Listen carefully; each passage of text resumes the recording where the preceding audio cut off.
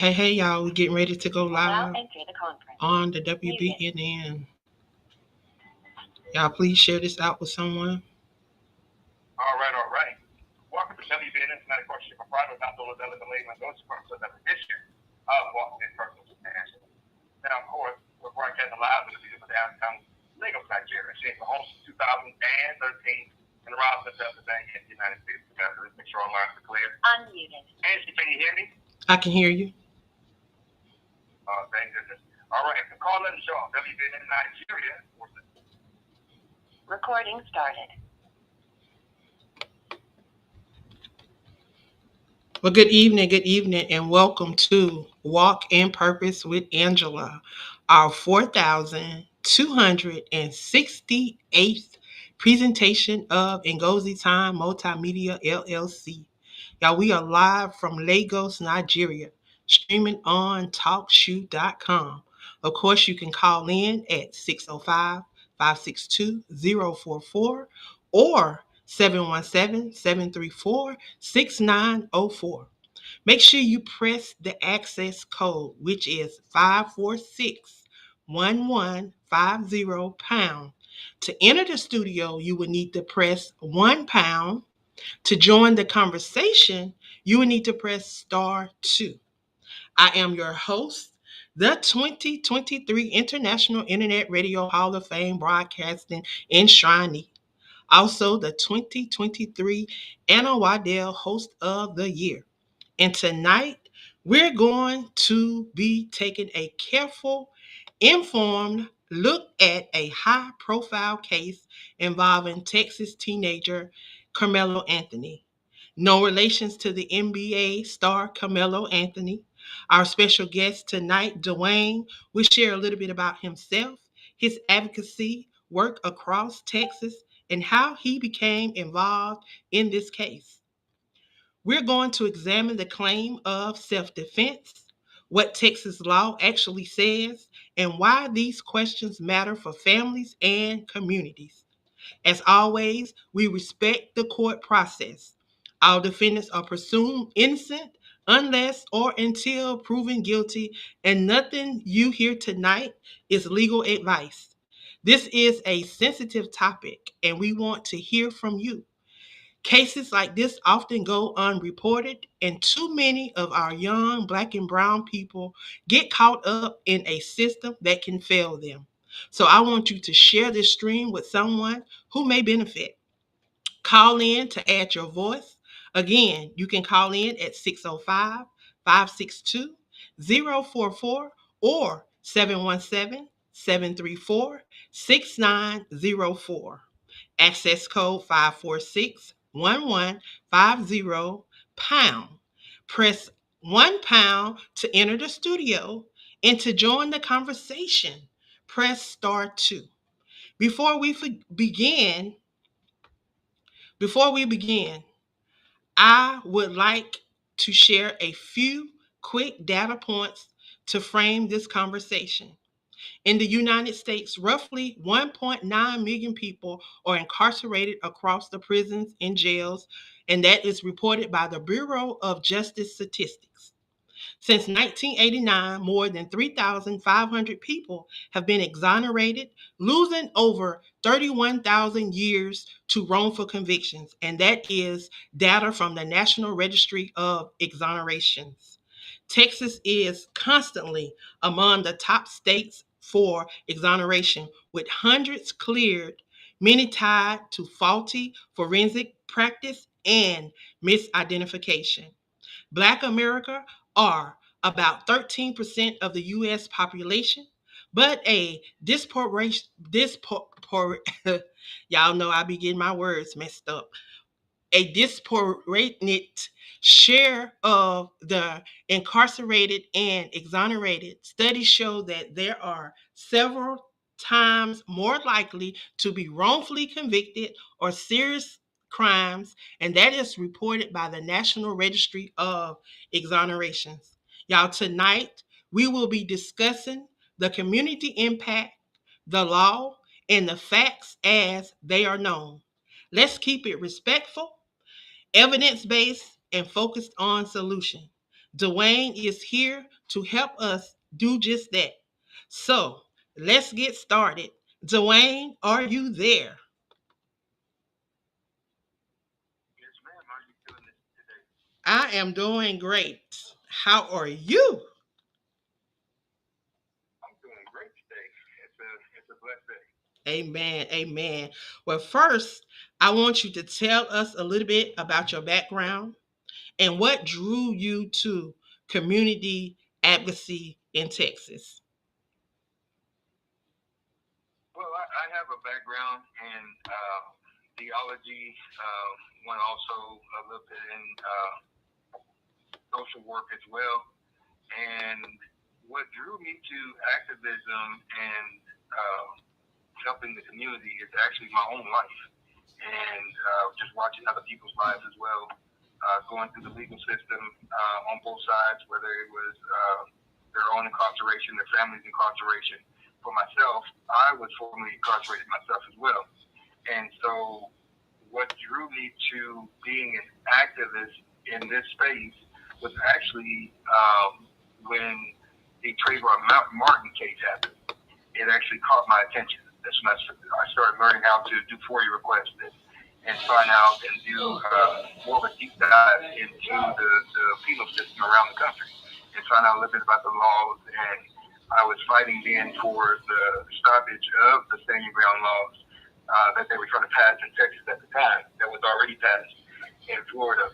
And so what drew me to this case was really just being from that area and hearing the young people talk about it that day. It grabbed my heart, and I was drawn to the case at that point in time, and I just couldn't sleep, and I think God just really placed it on my heart at that point in time. So,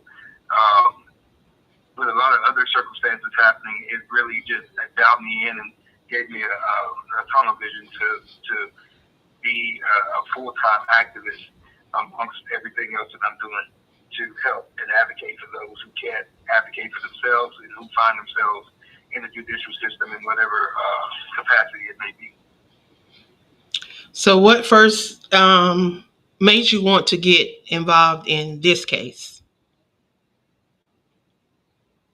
Well, I was actually working on some stuff for my own business at the time, and I saw a post on Facebook and another post on um, I believe it might have been on Instagram, that was some young people talking about what just happened at the school. And that was on April the 2nd this year.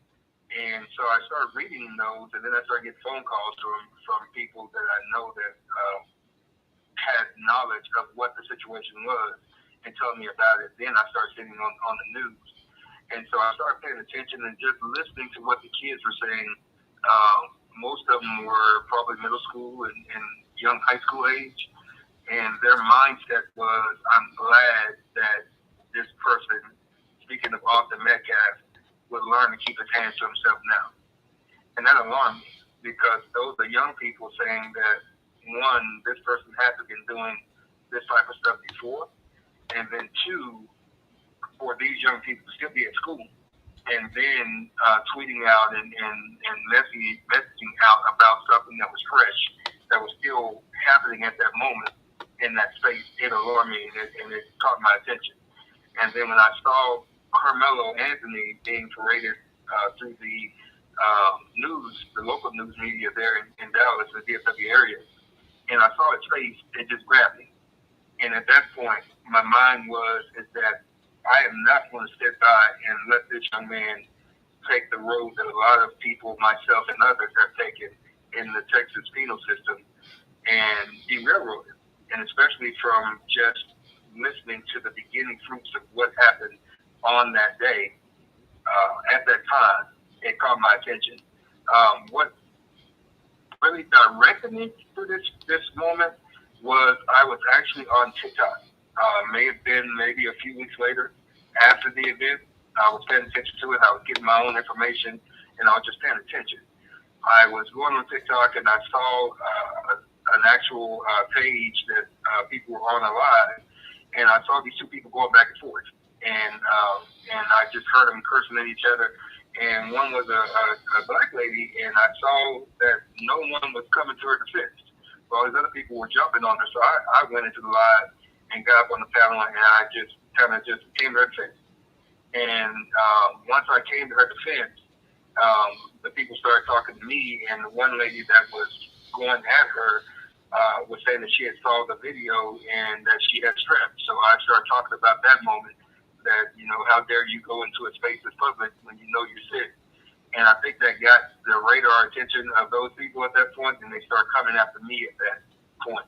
And I think that's when I was pushed into this moment because we were talking about through that time space and probably 3 weeks, 4 weeks after that, talking about what was seen on the video that was being shown at Frisco ISD for a few weeks, and the people who know what happened but speak the opposite of the truth, they were upset about that truth getting out, and so those people started actively trying to stop people from talking about it. So that's what pushed me into the forefront of this case, where before I was just paying attention from my house and in my own life and praying and making sure that my prayers went up for that family and that young man.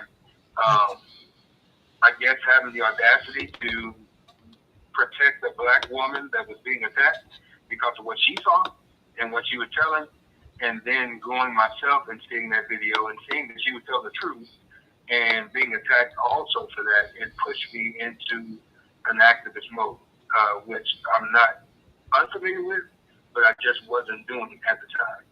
Right. So, for educational purposes, for those that may not know about this case, what does the Texas law generally say about self-defense or stand your ground? Texas law is actually just a self-defense law. It's not written like most of the other stand your ground laws, where it's actually a stand your ground law. What Texas did is they actually took the meat of the stand your ground law, so all of the written part of it, and they adapted it into our self-defense laws.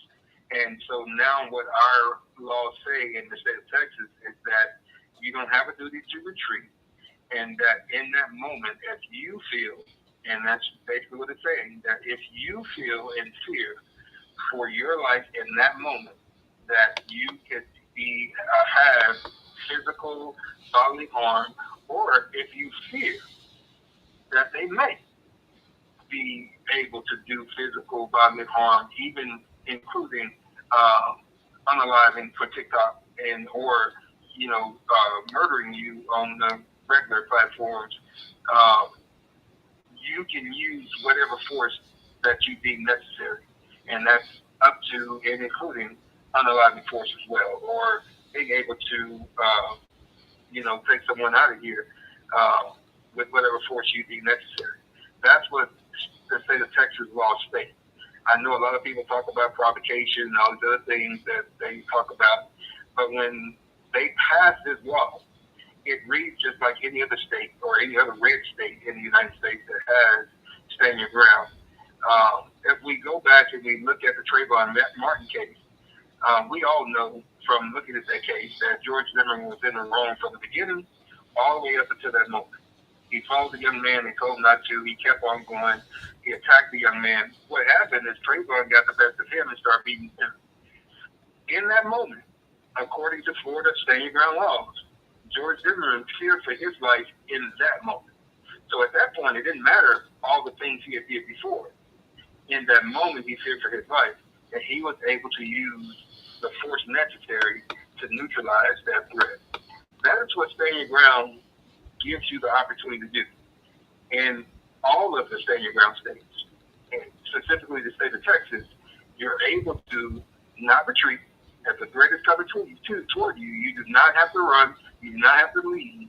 If you're fearful, you can neutralize that threat, and that's what the law states. So my next question is, and you kind of touched on it already.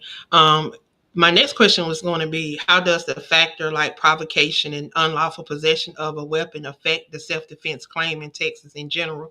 Because I've heard a lot of people on a lot of these panels that are Austin supporters want to bring up the poker or the utensil that was used in this case. So how does that factor into this case? Like, how does provocation and the unlawful possession of a weapon affect self-defense in Texas?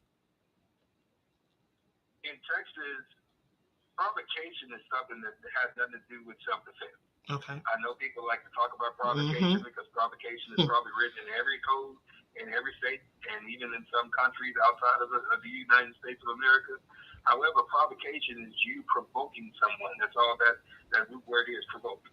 You're provoking someone to do something. That means I am pushing you to do whatever harm that you're doing to me. In this situation, Carmelo Anthony was sitting down minding his own business. He did not have any words to even call over Austin Metcalf, Hunter Metcalf, or the other two gentlemen that was with them. He did not call them over and tell them to come over and stand in front of him. He then called them over and told them to put their hands on them and start pushing, hitting, and stomping, or whatever they were doing to him. He did not call them over to do that. They came on their own. And by Hunter's own account, from his first interview he gave, fresh off this situation on August the 2nd, on April the 2nd of this year, he stated that he, his brother, and two friends were coming from the middle school, State Middle School in Frisco, and he said that they walked up and they saw Carmelo sitting there, and they asked Carmelo to move. That is nothing about provocation. Provocation means that Carmelo Anthony would have to come up to them and told them, "Hey, you want to fight?" That's provocation. And so all these people making those arguments, case law states against them in the state of Texas and really in all 50 states in the United States of America. The second part is they talk about the weapon or the knife. In the state of Texas, they passed a House bill, so it's a law in the state of Texas that any knife that blade is 5.5 inches or less is legal for you to carry anywhere in the state of Texas by anyone. That means your 4-year-old can have a knife on their side, which a lot of kids in Boy Scouts and Cub Scouts, they're usually given a utility knife, which has the screwdrivers and the scissors and all that stuff on it. I carried it when I was in Boy Scouts. When I was in school back in the day, I'm born and raised in Texas. I carried a knife all 12 years in school. And so they're there. Now, whether your school has a policy against it or not, that's a whole different thing because we're not talking about policy. We're talking about law. And so the law in the state of Texas says that knife that we still don't know who brought it, because we know Hunter had been given one with his initial that was black as well, that we have a picture that he was carrying in his pocket as well. So it could have been Hunter's. It could have been Austin. It could have been a lot of people's. But what I do know from seeing the video is that when they approached Carmelo Anthony and then they laid hands on him and attacked him, Carmelo actually backed out of the canopy and tried to get away. They pulled him back in by his gray hoodie, and then that's when the alleged poking, slashing, or whatever the case may be happened. And then he backed back out again, looked to his right, couldn't go that way. He looked to the left and took off. And as he went down, he fell, and then he got back up and took off again. And they gave chase. So those are the things that happened that day. So that knife itself is not illegal to have in the state of Texas because the blade was under 5.5 inches. And so that part, as far as them saying that he had an illegal weapon, no, he did not. And to state that he was carrying it unlawfully, that day on April the 2nd, Centennial High School, which is the high school that Carmelo Anthony graduated from, that he was attending at the time, Frisco ISD, which is the school district that's overall at that moment, and also the UIL, which governs all athletics in the state of Texas, all did an investigation on this very thing, on that incident that day. Carmelo Anthony didn't have not one uh, violation from either institution. And I can tell you why I know that because Carmelo Anthony was in jail for 11 days. The day after, maybe the day after on the 3rd or the 4th, the UIL and Frisco ISD, they released the makeup day for August the 2nd to be held on I'm sorry, April the 2nd to be held on April the 7th at Lobo Stadium, which is in Little Rock, which is the city right next to it where I stay. And on that list of runners, on that list was Carmelo Anthony to participate on April the 7th. That means that he was neither suspended, he didn't violate UIL rules, Frisco ISD rules, nor Centennial High School rules, and he was still in jail. Wow. So I have visited quite a few of those panels. I have sit in and listened to quite a few people share their take on the video and different things. I've heard people even say that he was trespassing. I've had people say um, that it was a one-on-one. When I heard you say that there were four people that walked up, and I've heard that clip over and over and over of Austin saying that it was him, his brother, and he said two kids, and I'm trying to figure out why is he calling them two kids. But I've heard that one, and it's like, to me, that sounds like four versus one and not one on one. I've never seen the video, so I don't exactly know what took place. So I'm just going on the accounts of individuals that I believe are telling the truth, because every person that I've heard tell this story that went and saw the video that is for Camelo, they say the same thing that you're saying. That there were four people that approached that tent, that canopy, approached that canopy, and they did not sit down. I hear people saying that they were sitting down and they were looking up, and all types of different stories that are being spread. But the one that really blows my mind is that they're trying to say that this baby was trespassing. And they love to bring up the poker. They love to bring up the poker, but do not answer the first question.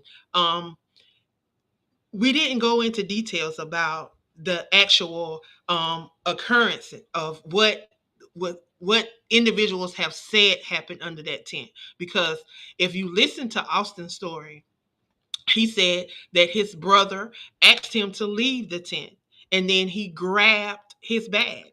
So a lot of things happened before the poking even happened, but everybody's so quick to jump to the poking instead of what caused the poking, because nobody just pokes somebody. So can you kind of elaborate on some of those things that you saw that led up to this poking?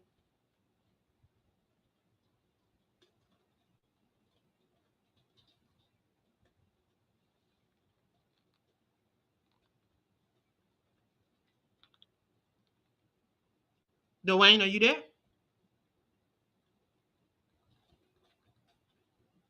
All right, Dwayne, make sure he's still on available. Here we go. All right, Dwayne, you're there. All right, sorry about that. I think my phone kind of cut me out. I had to call back in. but yeah, I did get a question though. From the video itself, you can see Carmelo was already sitting there for several minutes. He and probably about another 6 or 7 people, and there was other people walking back and forth. Um, at no time did neither one of the twins nor the other two guys that were with him were sitting. However, there were other kids that I would state, from looking at the video, were involved. And I say that because there was a young person in a yellow poncho. You can see them walking up right before those four individuals come, and they kind of sit down and kind of look back to where Carmelo was. And you know how someone is when they're part of something, but they're nervous. They kept looking back and looking around and watching those four individuals walk up. There's also a video, it's a Snapchat snippet of 4 seconds. Most of these people that do the lives on TikTok, they have a still photo, and it shows Carmelo sitting from behind. That original video is 4 seconds long from Snapchat, and it's from a young person, so I won't say their name, but they recorded it and said a few minutes before, 2 minutes before the incident. You can see on the video that person coming from the left side, coming back into the canopy and sitting down before the four individuals walked up. So to me, this was a pre-planned moment based on whatever Hunter Metcalf, Austin Metcalf, and the other kids that were involved. Which one of the young men that gave a statement on the police report actually stated himself on many occasions, I guess, to people or other folks talking about it, that he was there and he was part of the moment. This young man ran against Carmelo Anthony probably a few weeks before that, prior to that, and Carmelo, beat him handily. And so I think this is the young person that kept going up and down when the force surrounded Carmelo Anthony. And so when they walked up, they came with a mission. They did not walk slowly. They were not running, but they were walking with a fast pace. And they walked up to that space. They never sat down. And you could see them at that point, one of them walking up and down like he was going to touch Carmelo and come back. You could see the one that's probably the second from the right, which I would assume that would be Austin, based on how everything went down. That one leaning forward, so I guess that's when he was, as Hunter said, taking his backpack and throwing it and putting his hands on him. And but from what I saw, they actually assaulted Carmelo Anthony, and he did everything to get out. And if you look at the original looking photo, you can see the webs on his eyes, you can see the webs on his chin, and he's actually missing a part or a piece of his hair, his locks, from over his ear.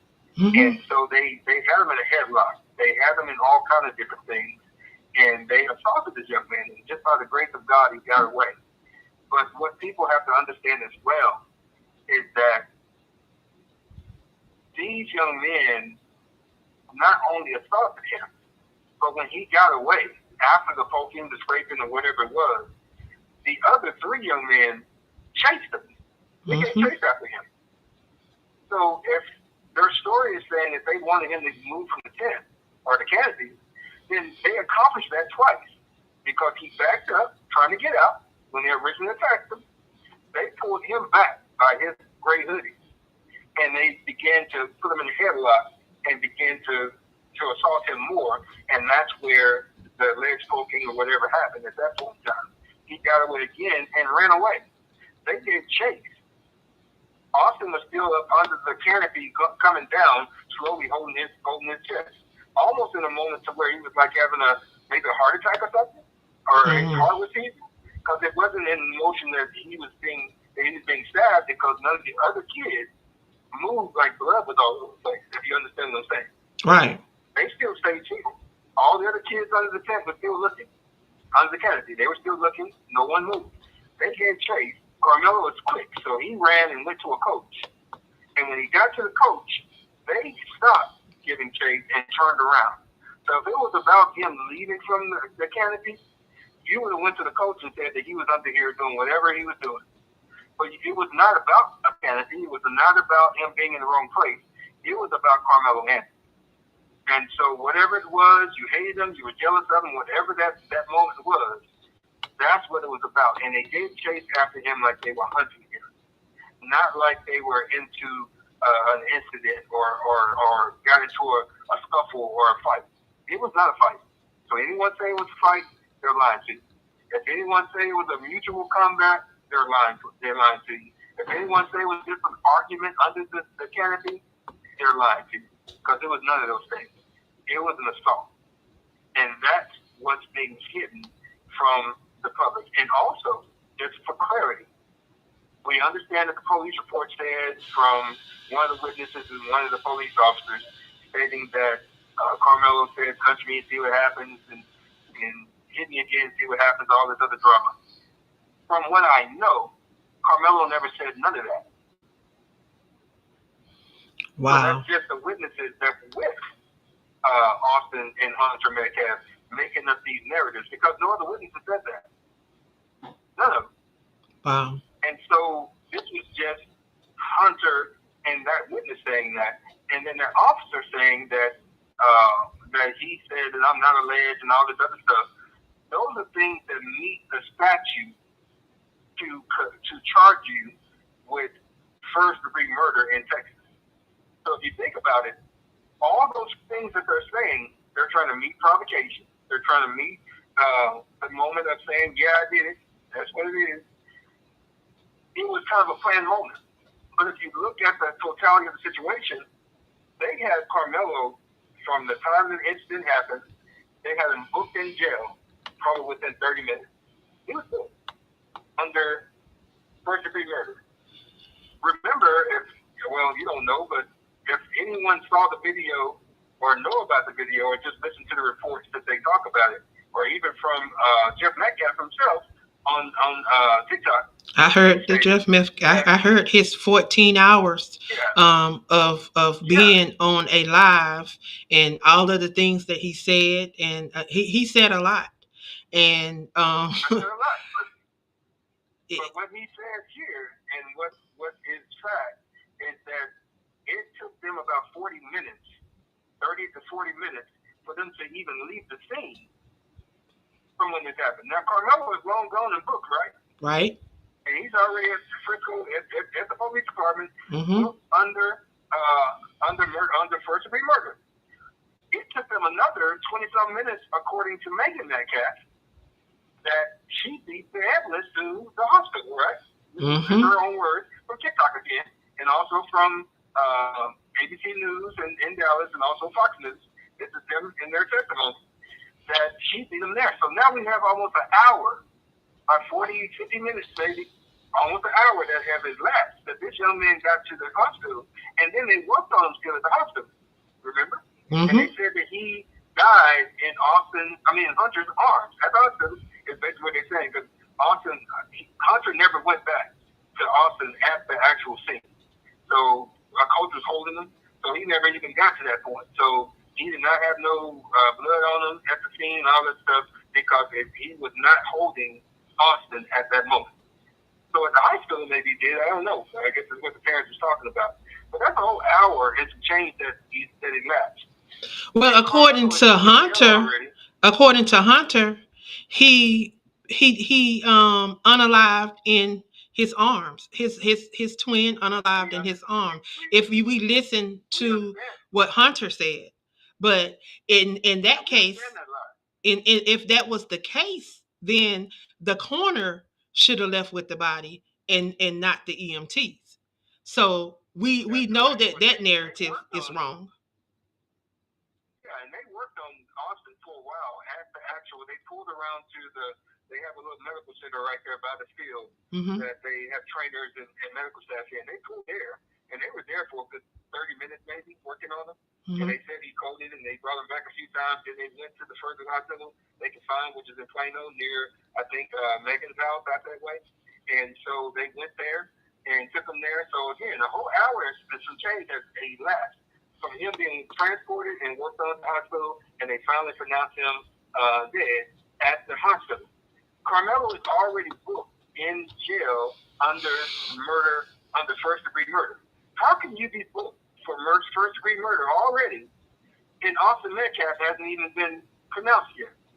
So again, these cops that in Frisco PD, that the lieutenant or captain who failed to turn his body cam on till certain places, the cops that knew or that know Jeff Metcalf and Megan Metcalf from whatever moment that they have that they know them from, these people were doing everything they could to solidify this charge for Carmelo by stating the things they need to state in the police report, cutting off body cams, interviewing the kids on the bus together, allowing Hunter Metcalf to leave from the scene without going to the police department, without giving a statement to the cops at the scene. They allowed him to go home, which he went to the hospital, came home a few hours later, and had the interview on WSAA, Channel 8 News in Dallas. And him and his mom talked about what happened. at the newsroom at the house. Then later that evening, he was allowed to come in at 9 something at night and give a statement at Frisco Police Department. And he's a principal actor because as from what the police officer said in the police report, Carmelo told him he was defending himself and that he shouldn't have put his hands on him. So that's self-defense. So that means that these people had to assault that young man for self-defense. So under their own rules and regulations at Frisco PD, you were supposed to take everybody to the police station. You were supposed to grab evidence from everybody at the police station. You were not supposed to let anybody leave and go home and Right. willy-nilly go with their parents. But you did that because you know Jeff Metcalf. He's known as his swatting call incident report says, the police officer said, we went to the residence of Jeff Metcalf, who is known to Frisco PD. And Wow. I know he's known because he's a major donor and supporter of the MAGA Republican Party in the state of Texas, in North Texas. And so everybody knows. The judge Wow. knows him. He knows Judge Roach. He knows the DA Willis. They're good friends. He knows all these people. The police department, as police officer at the police department. He grew up with some of these people because he's a resident and a lifelong resident of Frisco, the city of Frisco. And so Wow. he's known to these people.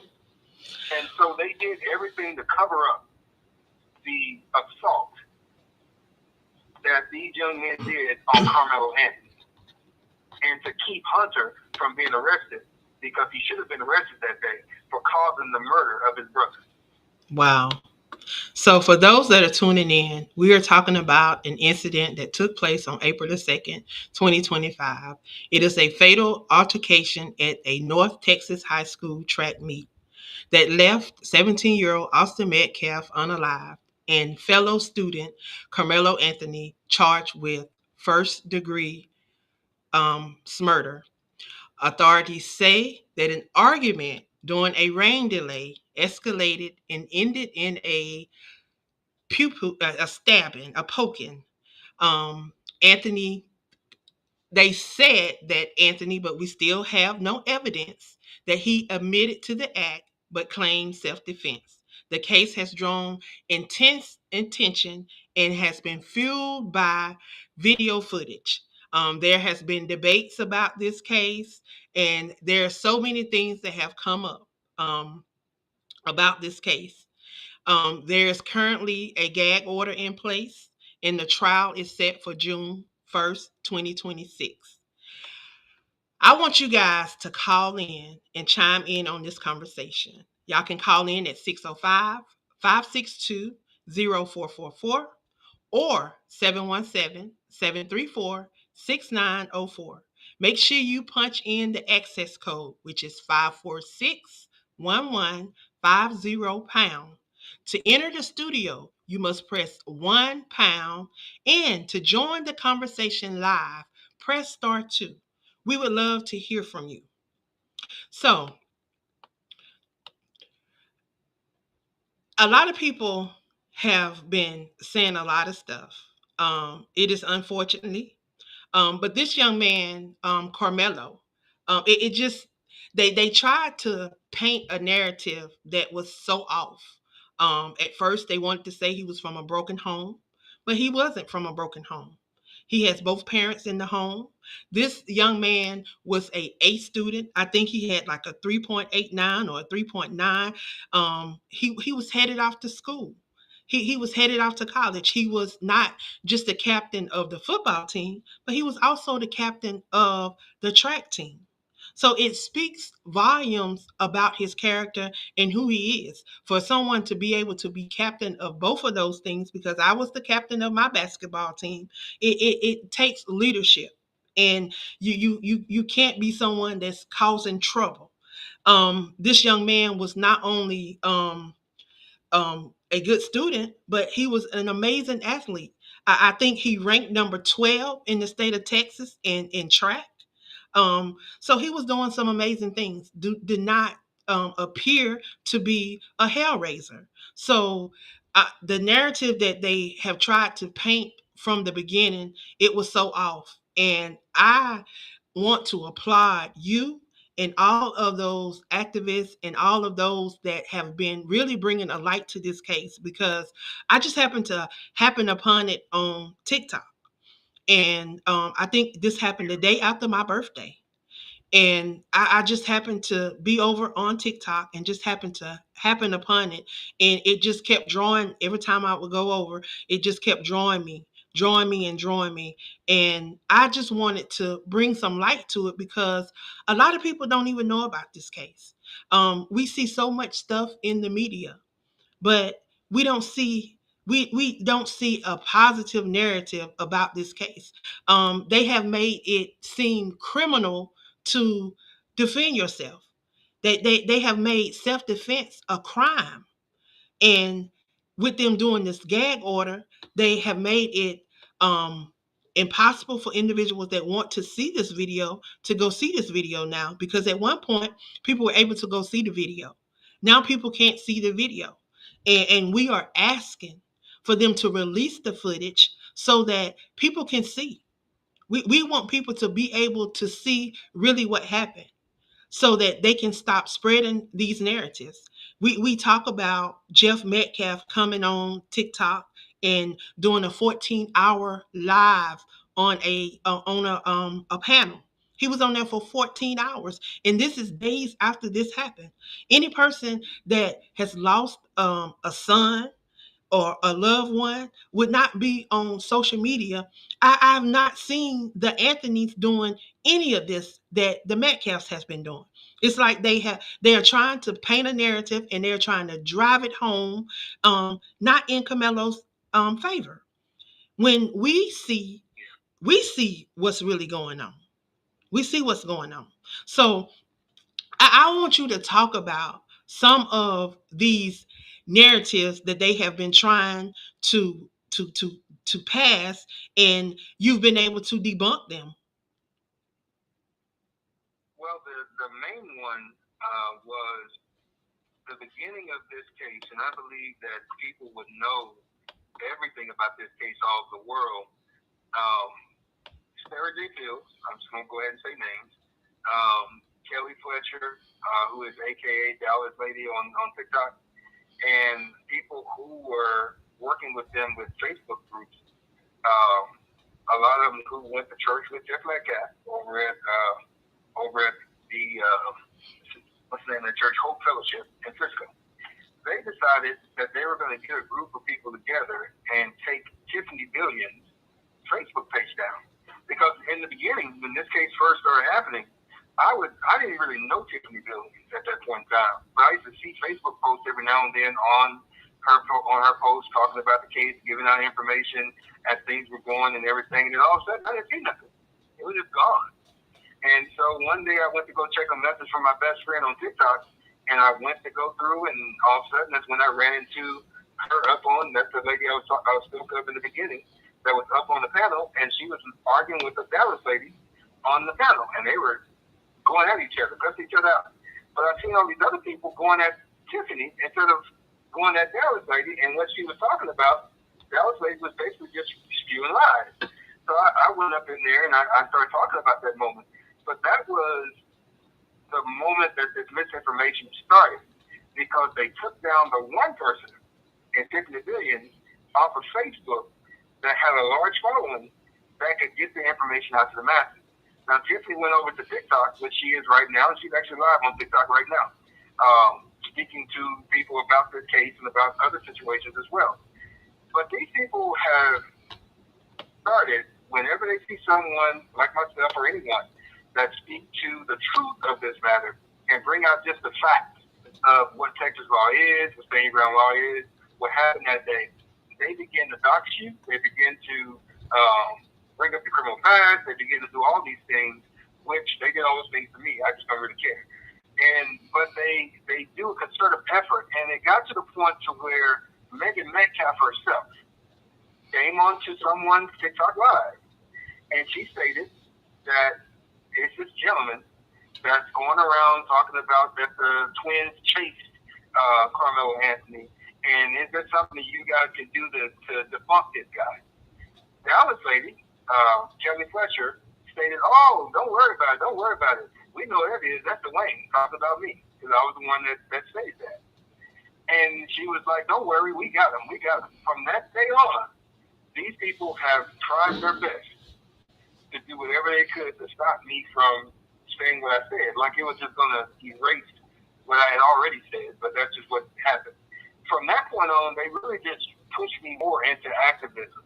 But they've also pushed other people to the deep end, which they had a young man that made the mistake of falling into their trap, and he's in jail right now for threatening someone online.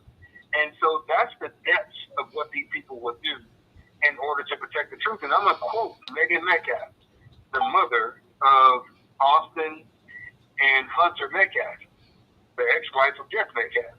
She stated on that same line, they asked her, what could they do to help them and Hunter cope through this moment? Her exact words, and this is a direct quote, and I have the video that I can always send to you so you can play it. She stated that I need you guys to support Hunter until the truth comes out. That's what she said. I'll repeat it. She said, I need you guys to support Hunter until the truth comes out. That family knows exactly what happened. Even on one of the interviews that Jeff was doing, I think maybe the third one he did, he was talking to a reporter, and you can clearly hear Hunter come out the house and hit the thing for his vehicle to get in it. And the reporter said, "Hey, there's Hunter. Did you want to say something to him?" Jeff Metcalf gave that man a look that you give your child that you know that messed up everything in the world, and you gave him a stare that you want them to just be gone from this world. And Jeff paused and just looked at that young man and said, "No, I have nothing to say to him." And watch that boy go to the car and you hear the door shut. And Jeff had to collect himself and get back to the interview. And that whole time his face was tore because he knows that man is responsible for the unaliving of Austin Metcalf. He knows it. However, in pure fashion of the MAGA Republican, I want to say it, but I'm not. But in their fashion of the white nationalist Christian moment, they know that they have to hold the lie because the lie is believable most time more than the truth. And so they'll push that narrative.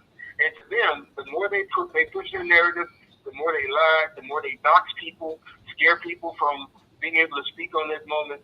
At that moment, they'll be able to try to force the Anthonys to take a plea, which are not. They doxed the Anthonys. They had a young lady named Melanie Stowers. She worked at the Collin County courthouse.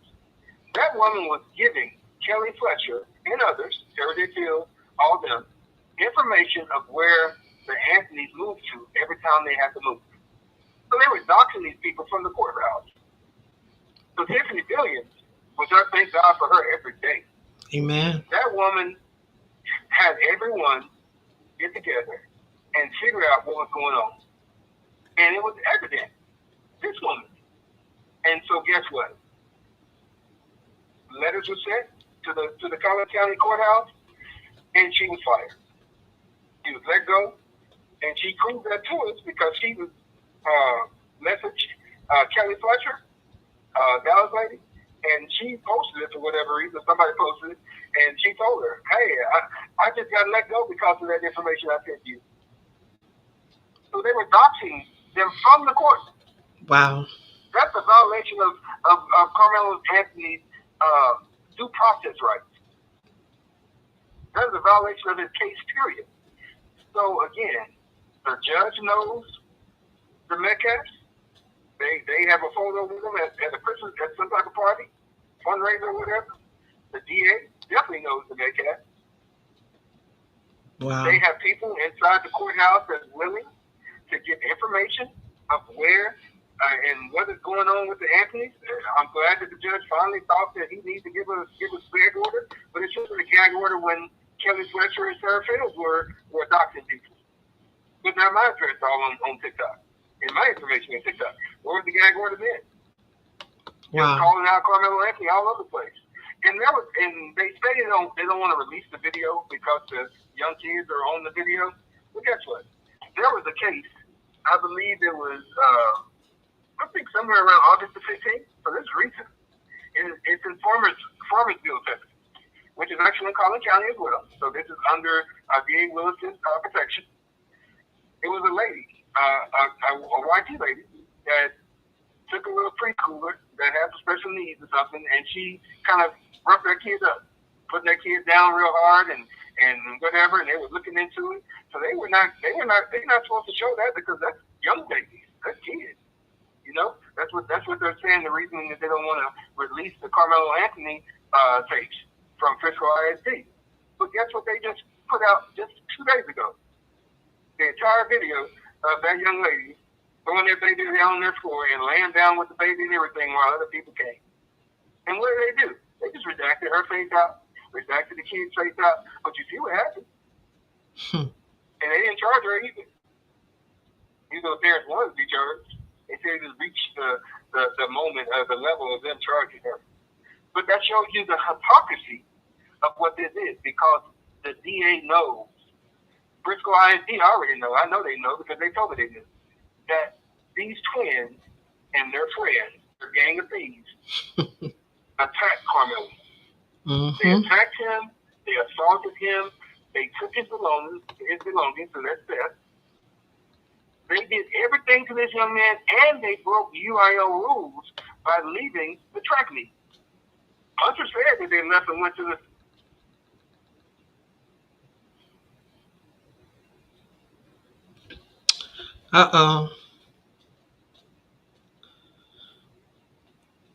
He must be having some technical difficulties. But y'all, I tell you. You know what, Queen? I got it when he comes back on. Listen, everything he's saying is true. It goes right back to this is my little editorial piece. This is Dr. Ladella Malay Windosi, proprietor of this network. The Scottsboro boys in the 30s, you know, it reminds me of that. Innocence. Now, this young man is guilty until proven innocent, right? And I've been saying this for a long time, Angela. Where is the NAACP Legal Defense Fund? Where are our brothers and sisters that used to fight all the time for situations just like this? But I'll probably bring back one moment. And bring back where I'm talking. Hey, brother, this is Dr. Ngozi. I'm just making some quick points for you back on here. And people who are out there, you know, press star 2 to talk to this young man. He's intelligent, and he deserves your time. Where is the NAACP Legal Defense Fund? How come Al Sharpton is not in Texas? I thought about the Deacons for Defense. I thought about reaching out also, brother, if you can. I know one person would love to come there, and our brother is Fred Hampton Jr. of the Black Panther Party. Chairman Fred would love to come in with the brothers and stand in that courthouse, have the brothers outside every day until justice is done. We know we've gotten away from, direct action. We TikTok, see people come on WVNN, just listen and don't have no action. And I know you guys out there ghosting, and I see you. Time is out to being the scared rabbits. We have a lot of scared rabbits in our American African race. There's no such thing as African American. You're an American African. So we as American Africans got to get better. Freed men. Okay? Freed women have to do better. Because our brother out here is not free. Okay? He's a young brother who has to defend himself. And I'm glad they could have killed him. How about that? There's going to be other way around. They're going to beat him to death. Or accidental, ass whooping to cause our brother to die. No, he defended himself. And I'm proud of him. And, everybody talk about the climate of hate and the climate of racial discontent. Okay. The only thing that's going to change that is us. Let's stop being scared rabbits. And also, too, and I'll let you guys go back to the show, the appalling silence of the good people. I'm going. Wow. Well, definitely, we want to encourage the Black Panther Party to get involved. Anybody that wants to get involved with this case, the Anthonys have had to move. Um, the father was let go from his job because they were harassing him on his job, and it's just a sad situation. Not only that, Carmelo has turned 18, in spite of, even though he was 17 and they were charging him as an adult, he's 18 now. He's responsible for his own defense. So the young brother was working two jobs because he was making his way. He was being a responsible young adult. And when I tell you he was being a responsible young adult, everything that I have found out about him has been nothing but good. But then you look at the the twins. We talk about how they bullied, how they even was harassing cheerleaders and different things that they were doing. Um, Not so good. But then you have this young man that was trying to be an upstanding young man and wanted to make a good and wanted to make his way and be a productive part of this society. And now he's having to go through this. But I want y'all to know that there are ways that you can support the Carmelo Anthony family. They have a what is it? Go, hold on, let me find it. Give, send, go. It is a give, send, go. You can go givesendgo.com. You can go to www.givesendgo.com /help Carmelo. Make sure that it is the one that says Help Carmelo Official Fund, because that someone has also set up a fake account, and we want to make sure that you are donating to the right account. Um, the goal is to raise a little over $1 million, because it's going to take all of that to help get this family back together and to defend this young man. So far, they have raised $555,221. So if you can, please go over to www.givesendgo.com /help Carmelo. I'm telling you, it would greatly be appreciated. And I am thankful for everyone that have allowed their platforms to be a positive outlet for defending this young man, because he truly stood his ground. He stood his ground, and I'm thankful because I saw that picture, and he wasn't just missing a piece of hair, y'all. He was missing a whole patch over his ear. You can see it. You can see the hair that's missing. If you go and you look at some of these photos that's floating around his mugshot, you will see that patch of hair that's missing. You will see the swollen lip and the eyes. And I tell you, it's just sad. Again, Dwayne, I thank you for what you're doing. I'm grateful that I've been able to sit in on a lot of these panels and get an opportunity to really see what's going on, because a lot of people that know me know that I have been advocating for those that have been wrongfully and overly incarcerated in the state of Texas. So that's another reason why I have been drawn to this case. For the last 3 years, I have really been working with those that are incarcerated within TDCJ, women and men. We just had a man that was wrongfully incarcerated over 35 years come home on August the 7th.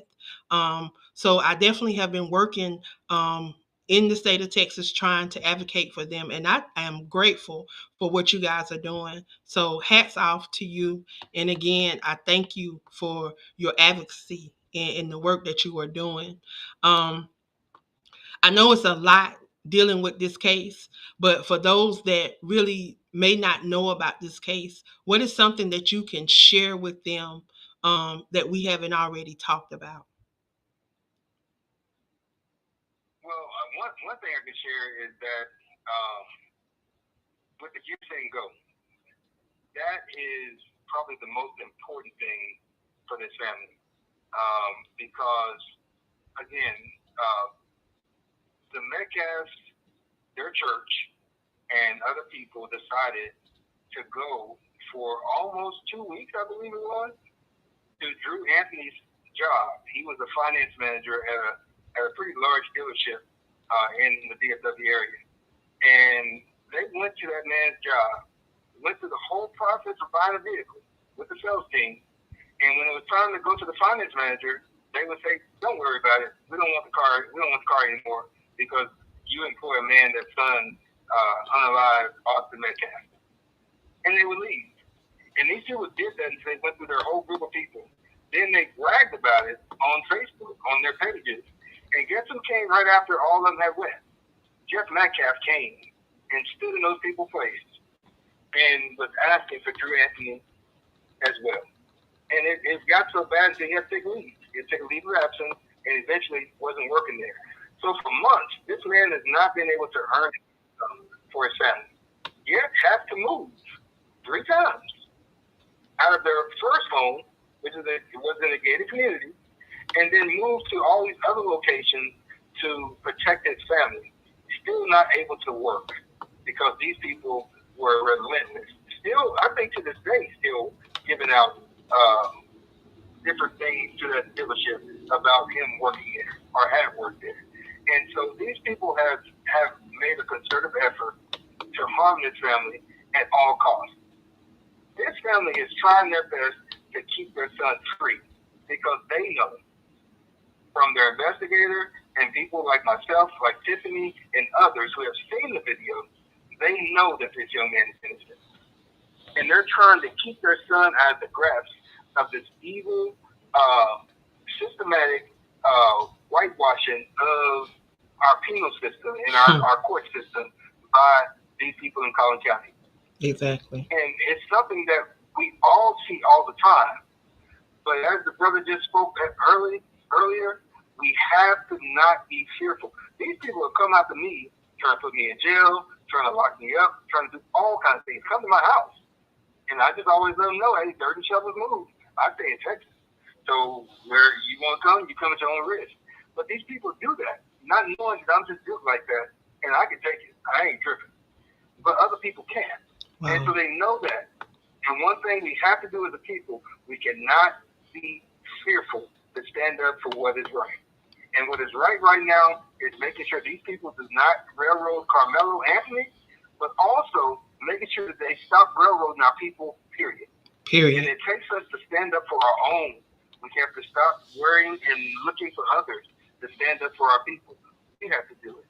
And on this case, I can tell everybody from just me knowing about the penal system, its lawyers are right now getting the discovery.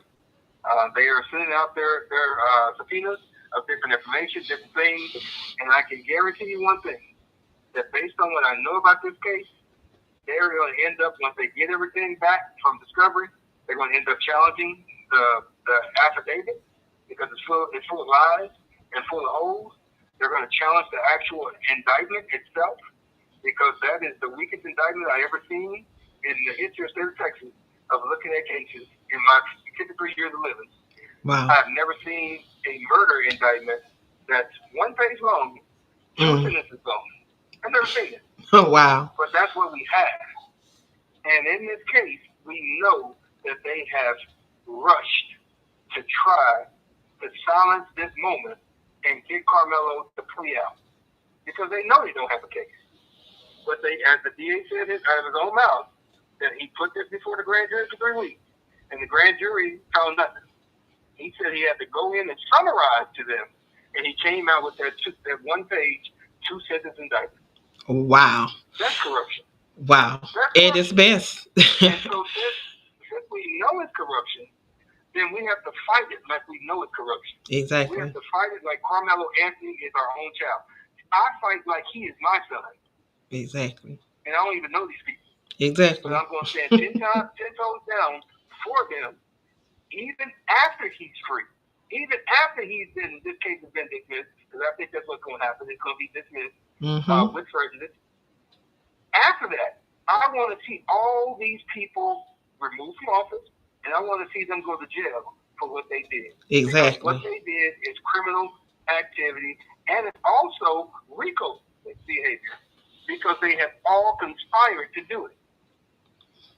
Well, we know that Texas is. Well, we all know that Texas is one of the most corrupt. They have one of the most corrupt judicial systems for the last 30, 40 years. We have seen different things that have come through there. That there was a judge that they did something to not too long ago, and she was able to clear her name. Um, but we have caller number one in queue. I want caller number one to state their name and where they're calling from. Caller number one, you are live.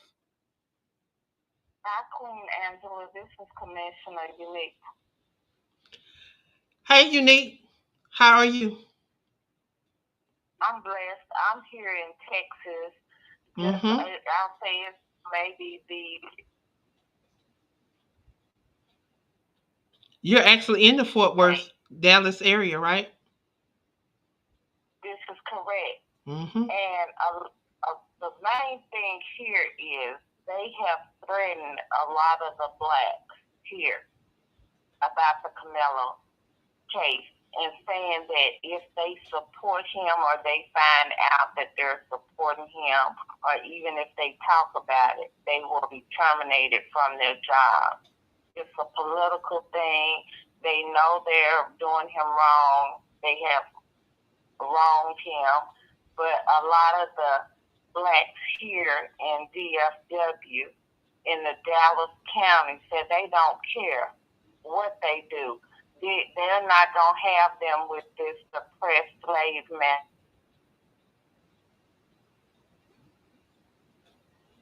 They know that the twin was wrong in every way, but they're trying to make it seem like Camelo was the wrong individual. So we're still fighting it here. We're standing 10 toes down with you guys, and we thank y'all for the support because it's a lot of young black men have been wronged here in Texas, and they just think they can continue to get away with it, and we're tired of it. And my show will be on Tuesday the 23rd next week, and also I'll be on the Groove this weekend at www.podbean.com. And you can type in WBNN and it'll pop up the Groove, and you can join us at 8:30 Central, 9:30 Eastern. And we will be featuring the Reverend John P. Key. We need some religion. We need prayer. You pray for us and we'll pray for you, and we'll watch God change some things. And I just thank y'all for just having this on the platform tonight, because Queen Angela and the gentleman, y'all are doing a superb job, and we just appreciate everything that y'all doing. Well, thank you for... Hey, Commissioner Parker. It's like that. You know what I mean? You just doing the show by yourself? You're right. I'm calling. No, with Dr. O. Ngozi. Let me not forget Dr. O. Ngozi, the honeybee. Let me first and foremost mention that he is the Groove. I'm just a co-host over there on the Groove with him, his partner in crime. No, she's just not a co-host. She is my partner, y'all, and we'll get our wheels stills 1 and 2, Angie and brother Dwayne. And come on, Dwayne. Just file the information from you, Unique or Angie, and we're gonna celebrate the legacy of the Reverend John B. Key at Fight Fire, Durham, North Carolina. That's what we're gonna do. Most definitely. Hey, he used to, back in the day at my church when I was growing up, we were label mates with him on Top Guy Records back in the day. So I know about the John B. Key. If you would inbox me, and I will post the link on my page, because a lot of people don't know how to reach out to him, and I will pass the word on this end. All right. Well, amen. Well, thank you for calling in and supporting, and please continue to be a voice out there in Texas. Continue to help share about the Carmelo Anthony case, because there's a lot of people that say they don't know about this case. So we are utilizing every outlet that we can to continue to get the word out there and to continue to draw some support for Carmelo and his family, because Carmelo is not the only child. They have four other kids. So definitely, we definitely want to support them. Again, if you can support the Give, Send, Go, please go over to givesendgo.com/help Carmelo and donate. Every little bit counts, and it would definitely be appreciated. So just wanted to throw that out there. Again, if you guys want to call in and chime into the conversation, you can. All you have to do is dial in at 605-562-044 or 717-734-6904. Make sure you press that ID code 546-1150 #. Press £1 to enter the studio, and to join the conversation live, you will need to press *2. Y'all, we have caller number 2 in queue. Caller number 2, if you please state your name and where you're calling from. Caller number 2. Call you live on air. I'm gonna put them back on the ice and bring on call. Okay, now. Okay, there we go. Go ahead. Caller number 2. Caller number 2, you're live. State your name and where you're calling from. Okay. My name is Bossy. I'm calling from Texas. And I just wanted to address a couple of things about the case. We have actually been following the case from day one on my TikTok panel. Dwayne is also a part of one of the people that sits on my panel every day. The first thing I want to address is Carmelo's educational status. So he graduated high school with a GPA of 3.7. He had already met graduation requirements long before this case ever came to be. They tried their best to have him failed, and they did not want him to get a diploma. It did not work because he was already graduation ready, if that makes sense.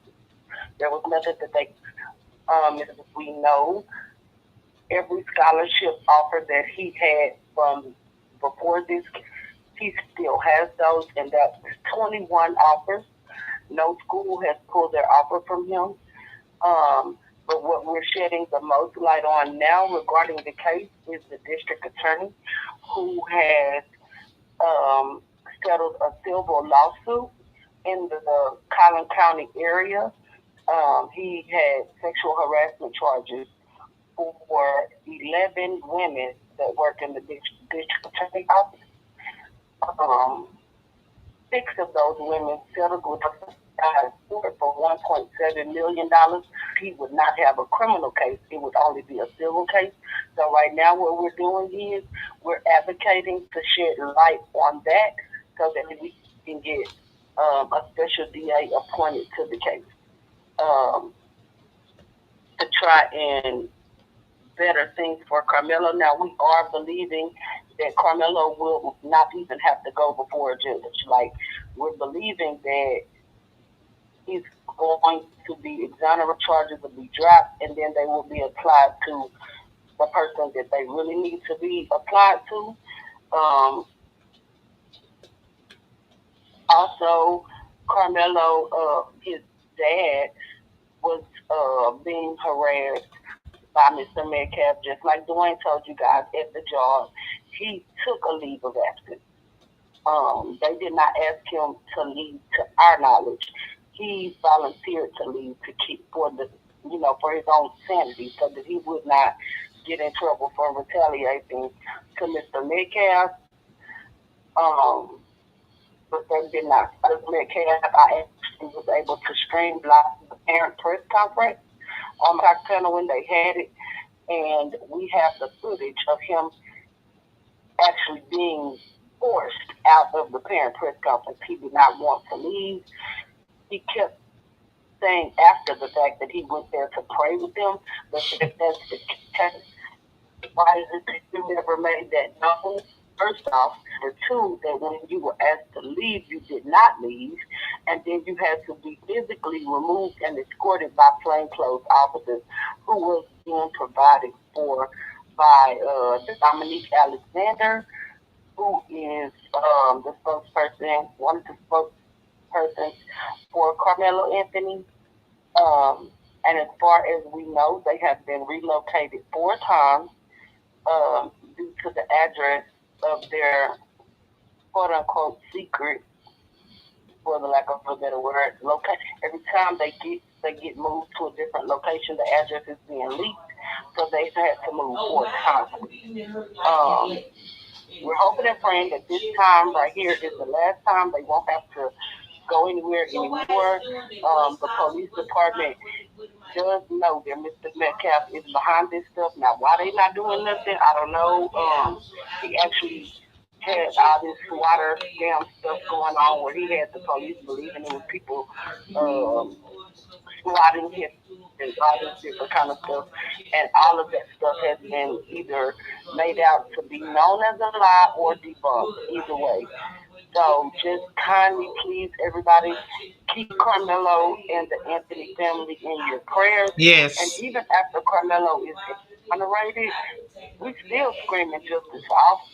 It's not one sided for us. Like we know our baby is innocent, but we still screaming justice for Austin because at the end of the day, if Hunter had never approached Carmelo and said anything to him at all, his brother would still be alive. So let's prosecute the right person here. Wow. If you would, I want you to state who you are and how people can support what you are doing as well, if you don't mind. My name is Miss Bossy. You guys can find me on TikTok. If I'm not on my own panel on TikTok, I do have well, we do have what we're calling the family. So there's a group of us on TikTok. So if you can't find me on my platform, you can definitely find me on Uncle Cecil's platform. One of us will be live daily, as we've been since April the 4th.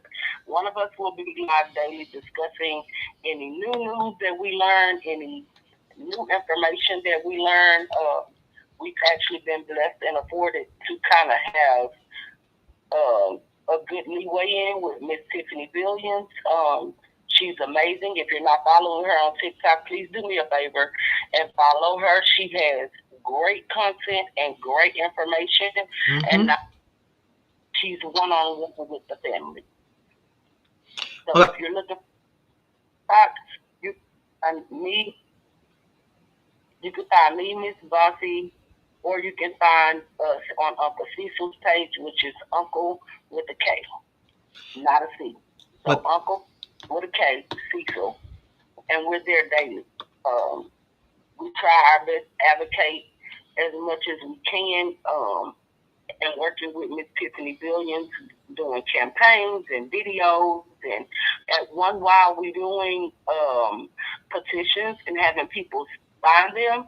But every petition that was put forth in support of Carmelo, the ops, quote unquote, like these kids say, they were having the petitions taken down.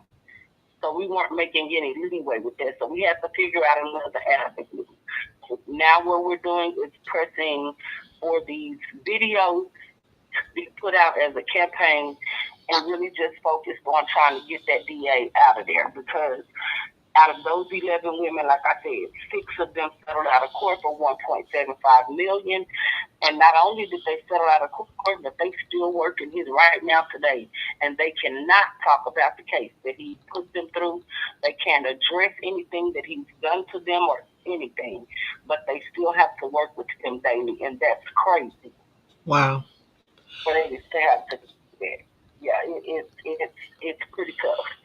But like I say, we've been advocating for Melo since April the 4th. We not stopped. We will not be silent. We will do whatever it takes, even if we got to get some of them chairs like they had on that boat down there in Alabama. Come on They now. won't stick in Collin County. That's how ready we are.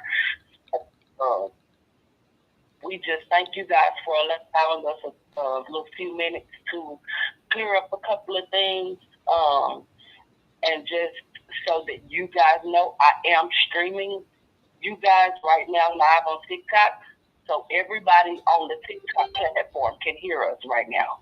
Amen. So the word is getting near and far. We just have to keep advocating, keep a level head, because the ops plan to knock us off. I know, and keep us all jumbled in our thought process so that we'll, fall off one way or the other, and not working. It's not happening. It's not happening. It's not happening. It is not happening. Well, again, I want to thank you for stopping by and sharing with us. Definitely want them to release this footage. Dwayne, how can I forgot what are we doing for them to release the footage? Is it a TikTok? Is it TikTok or Twitter that they are doing this campaign to release the footage? I think they said that Elon Musk had actually spoke up and tweeted about the footage. Do you want to share a little bit about that? Yes, actually, it's on every social media platform that you have. We're trying to get that information out. And yes, Elon, what happened? Sarah J. Fields and a few other were posting about different things about this case and about Tiffany Billions. Basically, is what they were doing, trying to silence her about the information, because she just gives out straight facts. So if you see her on, you know you're getting facts. And so they have been trying forever. After they got her Facebook page shut down, they've been trying to get her shut down, period. They tried to even get her, they actually walked paperwork into the court and tried to get the judge to actually put her under a gag order. And the DA told them that you cannot gag her. And so they are upset about that moment. So basically,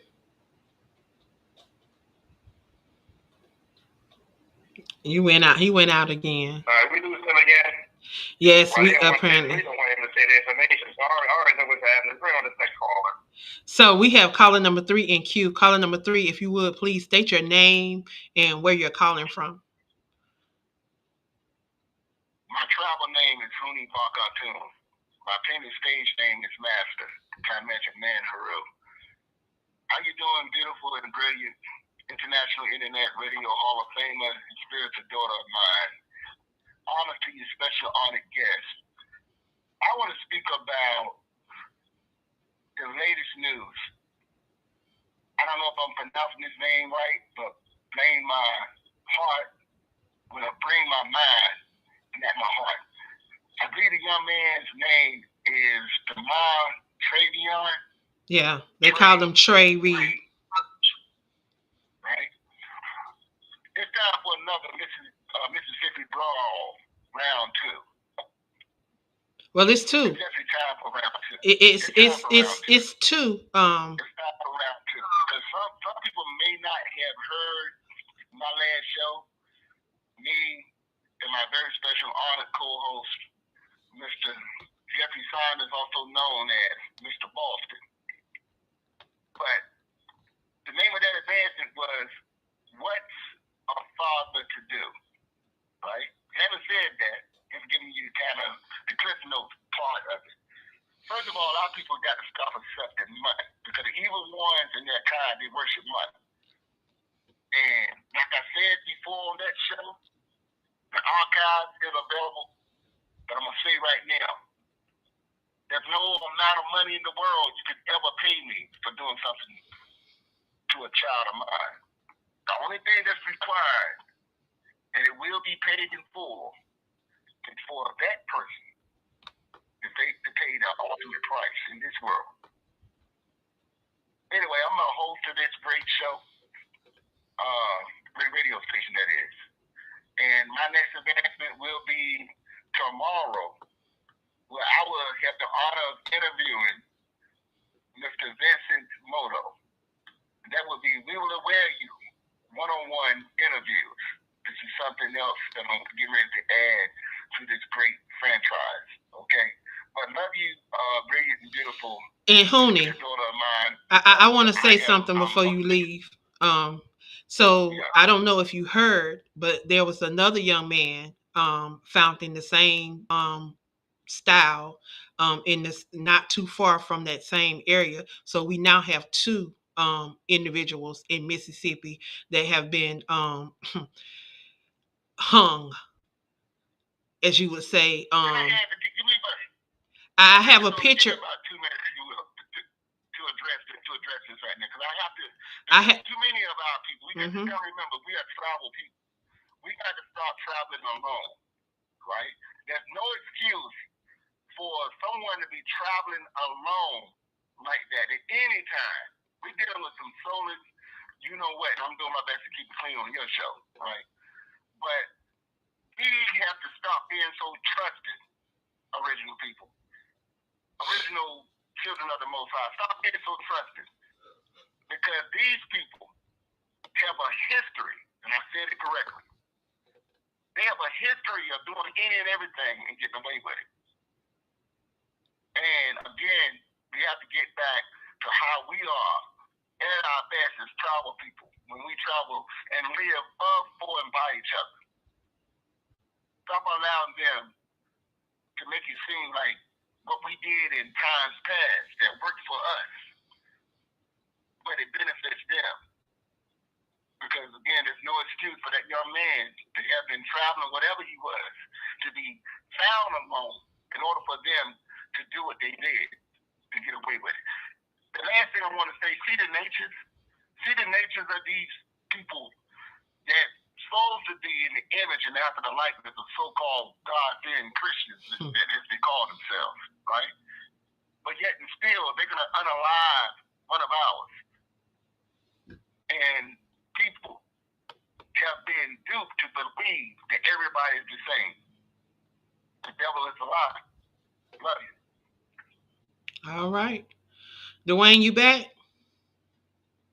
Yes, ma'am, I'm back. I'm sorry about that. My phone is tripping out here in Utah. This is where I'm at on the road. But yeah, we just have to, as the brother just said, we have to get to a point to where we're not fearful to protect our own and ourselves. That is the main issue with this Carmelo Anthony situation. Carmelo Sincere Anthony had the audacity to want to get home to his family after he was attacked by these young twins that had their MAGA starter pack from their daddy and their bullying wings from the 4th grade, allegedly. They are upset because he is alive. You had a young man down the street in Kilgore, Texas. His name is Lucas Hardeman. He's 14 years old at the middle school. Said a joke that one of the bullies didn't like. They knocked his head on the metal chairs first, and then they picked him up and slammed that young man on his head. They wanted Carmelo to look like that. They also had a young man that was, I believe, that was in Alabama a few weeks ago that was going to a football practice, and the bullies decided to power drive him down the bleachers, and then said he just fell. And then the truth came out that they actually did something to him. I haven't heard anything else about that case after their father was telling them that no, something else had to happen. That young man was in the hospital clinging to his life with a broken neck. That's what they wanted Carmelo to be like. Or Trayvon Martin, walking from with some Skittles. And a man, a grown man, with a complex of being in law enforcement, decided he was going to go and disturb this young man's peace. And got beat up for it. Because Trayvon started beating him up. But he used the law, and he ended Trayvon's life. Tamir Rice was just playing in the park, minding his own business with a water gun. And these cops decided to come up and end his life in 9 seconds. 9.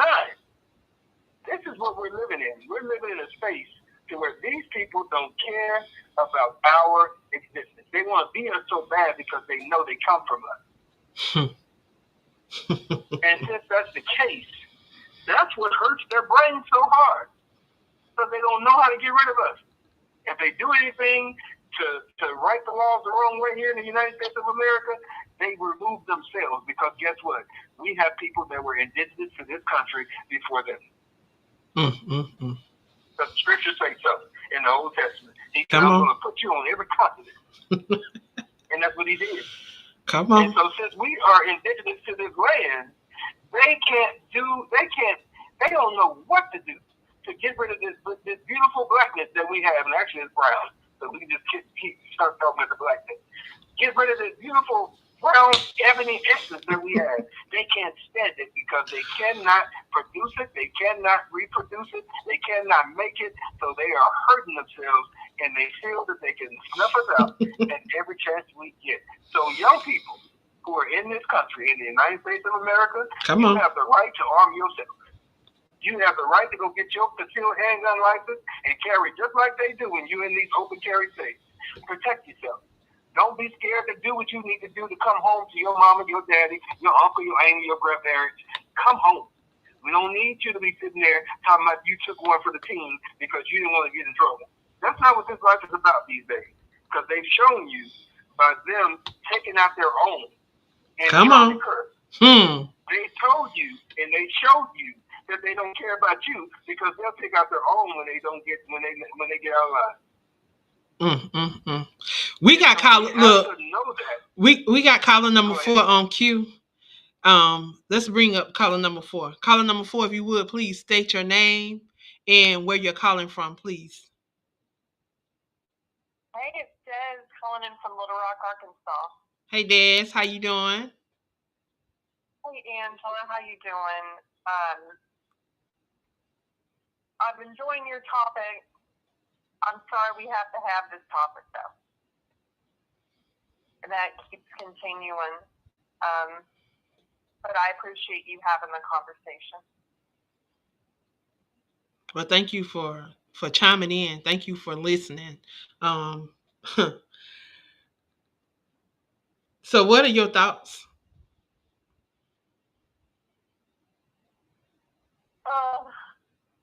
I have so many thoughts. I don't even know where to start. I mean, if we're talking about Charlie Kirk, do I think he deserved to be assassinated? No. But he got what he wanted. I mean, this is what he talked about that he wanted. You know, this is what MAGA said that they wanted. I don't understand why my people are so mad. Like, well, you know, y'all wanted affirmative action overturned. Y'all wanted DEI overturned. Y'all wanted, you know, them to take away your SNAP benefits. You wanted them to take away Medicare and Medicaid. You didn't want any diversity. You didn't want any equity. You didn't want any inclusion. You know, you wanted the violence, and now we're surprised by the violence. You didn't think the leopards would eat your face?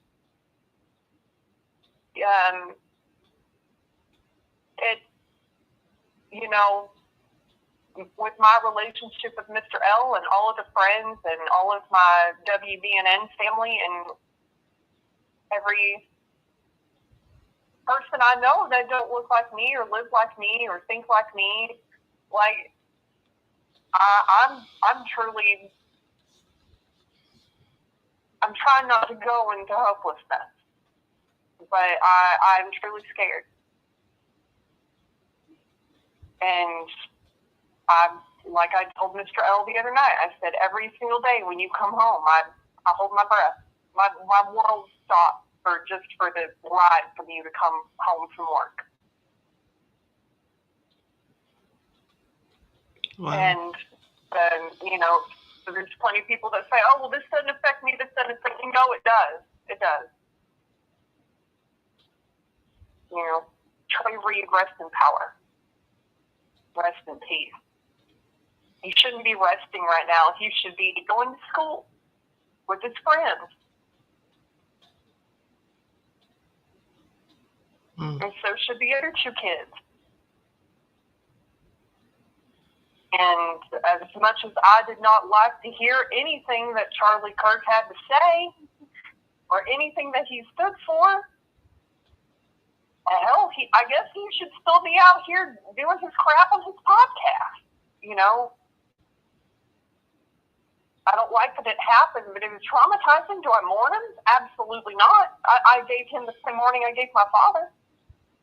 I didn't shed a tear. And I'm with Dr. Henry. Yeah, let's bring back the Montgomery Brawl again. Well, you know, do we need to start producing more chair earrings? I'll wear them. I don't know what it's going to take, but I'm truly concerned. Wow. Well, I thank you for chiming in. If you would, please tell us when is your next show?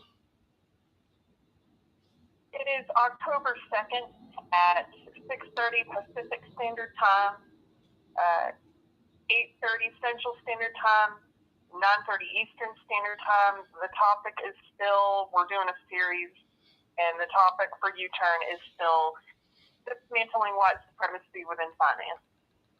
All right. Well, definitely we'll be chiming in, and thank you for what you do here on the WBNN, and thanks for calling in on tonight. Y'all, it is that time for us to have our final thoughts. Dwayne, I definitely will probably have you back on. Definitely want to give the advocates that are advocating for Camilo an opportunity to come on and share. I am dedicating the rest of my shows to bringing a highlight to this case and to share about this case, because I can't sit by and see this young man be a part of the judicial corruption that takes place in the state of Texas. I talk to too many people that are already tied up in the system, and I hear them on the other side of that phone call and having to advocate for them, having to write letters to the prison when they are not getting the proper medication, when they're not getting the proper food, when they feeding them, how they feeding them, when they feeding them, and all of the different things that they are doing. So I definitely want to invite you back, and any of the advocates that are in your circle that may want to be a part, I invite them to come and to share their perspective and to share something that we may not have talked about tonight, because it's a lot. When I tell you it's a lot, it is a lot involved in this case. And I know that this show is not it is not enough time to tell it all. So I definitely invite you back. If you would, please share your final thoughts for those that are tuned in. Final thoughts. I just really want everyone to really dig in and keep the Anthony's in prayer. Keep Carmelo in prayer for just his mental state, and give to the Give Send Go. Backslash help Carmelo, and just make sure that it says going to Kayla Hayes. That's his mother, and that way you know that that's the one you're giving to. This family needs everything that we can get to them. They need that and then some, because they have a lot that they have gone through in the wake of this moment because of these evil people on the other side. And I'm just going to call it what it is, that have accosted this family, just like Austin, Hunter, and their two friends, the Gang of Thieves, decided to assault Carmelo. They're doing the same thing to all the advocates, anyone that dare to speak on this moment. And like the lady said earlier that called in, they are threatening witnesses. They're threatening people in the DFW area to stay silent on this thing. People are scared to lose their jobs, their houses, all those different things. That's what the links are they're going to keep the truth out. So if you want to help that moment, give to the Give Send Go. Support this family, pray for them, but also get behind spreading on X, on Facebook, on Instagram, on any social media you have, YouTube. Every chance you get, tell people that they need to pressure Frisco ISD and our great Attorney General of the state of Texas to release the footage. Because if, just like Elon Musk said, release it. Because if you release it, the truth will come out. All the lies will have to stop, and then we can see the true people get locked up for the death of Austin Metcalf. And like my sister Miss Bossy said, we advocate for justice for Austin Metcalf.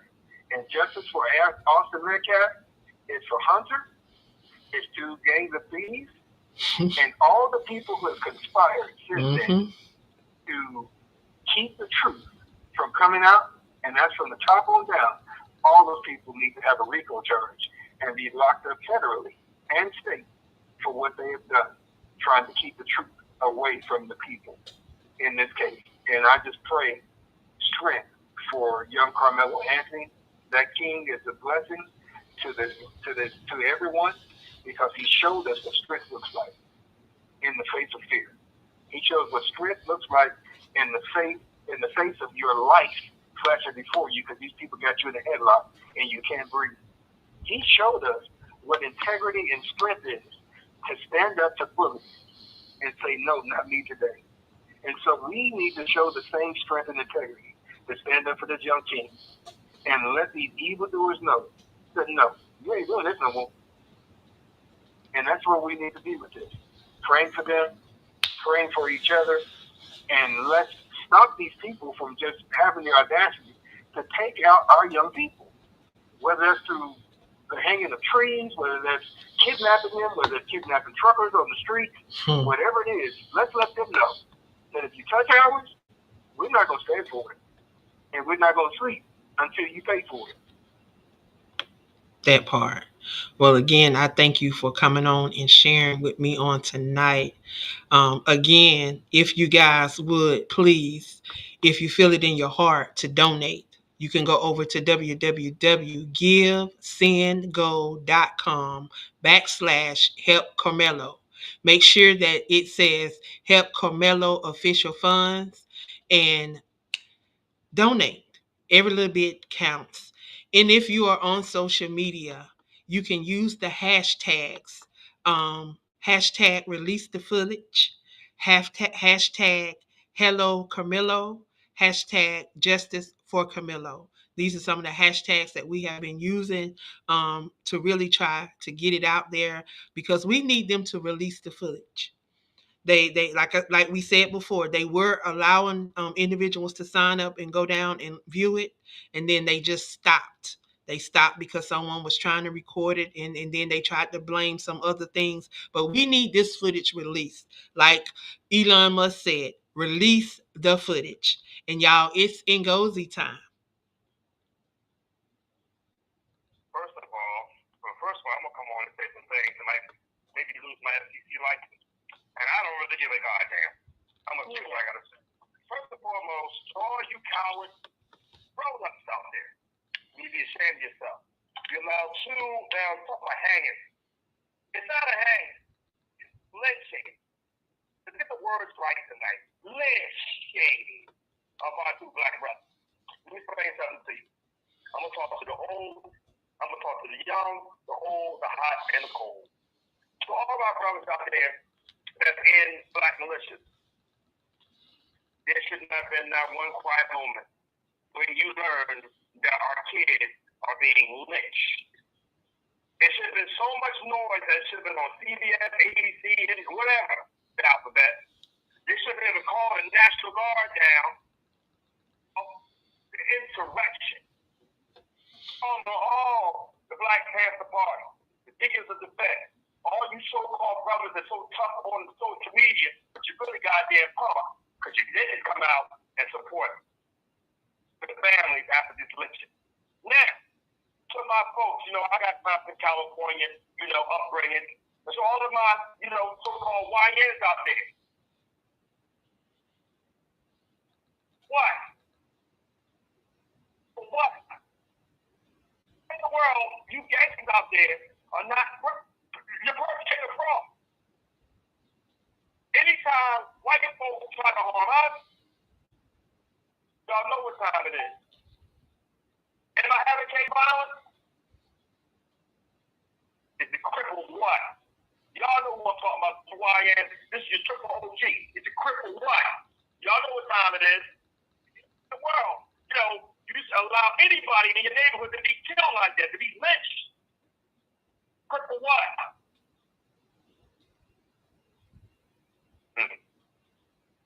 Tomorrow night we have Lee Bucketston, we will wear United Nation be outside of the Beverly Nation. David and Communications Advertising goes into multimedia, terrorist school with Instagram and Exponent, Twitter, all of that in the label and goes to Facebook. Any guys suggestions on one program tonight, late night, go to my@gmail.com. I am your mother and father's favorite producer. I'm not even gonna tell you my credentials. It don't even matter. It don't even matter. I know who I am. I know who I am. I've been spending years. I'm so pissed off right now, I could really scream. Stop being punked out there. I ain't gonna talk about all. I ain't talking about nothing. You scared people that allow people to die in your neighborhood, and you march for police killing your kids, but you don't march for Ray Ray and Shay Shay? You need to shame yourself. How you close the door and put the shutters down your windows? Why are you not marching at that time, on that night, on that day, when a child gets killed in your community? Why are we not doing that? Social media got shows and all that. Action. I'm tired of our kids being murdered. Definitely by our own so-called YN that don't get it together. And we're not coming together and saying, hey, as a grown up, I'm putting my life on the line for these kids. I don't care what y'all do. Come on, I need to talk to you. What's going on, OG? What's going on? What's going on, old school? I need y'all to come in here and we need to talk right now. We need to get this together. Not just me, but other like-minded, strong men. Because women have been putting it down for years. We're strong men. They're willing to put their life on the line to save our children. And I'd be goddamn to allow any cracker to kill our kids. Man, Angie, come on, man. I'm tired of this shit. Come on and talk. I'm mad as shit. Go. Finish up. So I want to thank you guys that tuned in on tonight. Definitely want to thank Dwayne for stopping by and shedding some light on this case. I extend my platform to any advocate, anyone that is fighting this fight for Camelo. I truly am just trying to be that change that I desire to see in this world. I have been a part of this network for 5 going on 6 years. And everybody that have been tuning in know how I am and how I go hard for my community and for us to stand up and be that change that we desire to see in this world. We have to understand that change begins and ends with us. What will you do? Will you stand for something or continue to fall for anything? Y'all, I will be back in 4 weeks. 4 weeks from tonight. I will be back in 4 weeks from tonight. Tune in because we will continue this conversation. Y'all be blessed and know that the Queen loves you. Have a great night.